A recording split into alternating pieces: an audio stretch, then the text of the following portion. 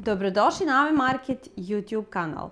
Ovoga puta predstavit ću vam Phonestar MA125Z pojačalo za komercijalno ozvučenje i sisteme javnog obraćanja. Takozvano PA pojačalo odlično je za komercijalno ozvučenje tržnih centara, velikih prodavnica, igraonica, hotela, restorana i sl. Posebno je pogodno za ozvučenje prostora gde postoji potreba za javnim obraćanjem dok se u pozadini čuje muzika.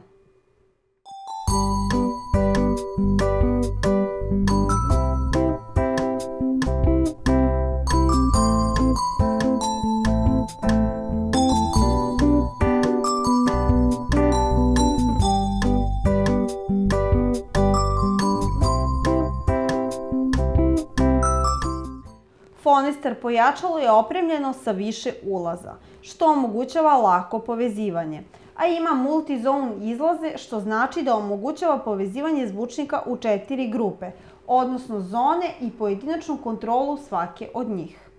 Što vam omogućava da, na primjer, u 4 prostorije pustite istu vrstu muzike i da u svakoj od njih podesite različitu jačinu tona.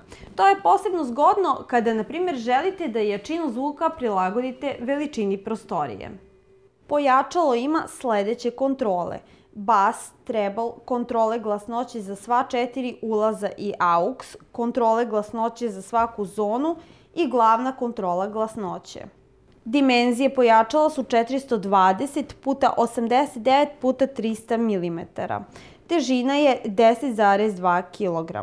Pojačalo ima 4 balansirana mikrofon linija ulaza, combo XLR 6,3 mm konektore, jedan AUX ulaz sa 2 puta RCA cinch konektorima, jedan ulaz pred-izlaz za dodatno pojačalo sa RCA konektorima, terminali sa navojem, jedan linijski izlaz sa 2 puta RCA konektorima, jedan pred-izlaz RCA konektor i jedan izlaz za monitoring, terminali sa navojem.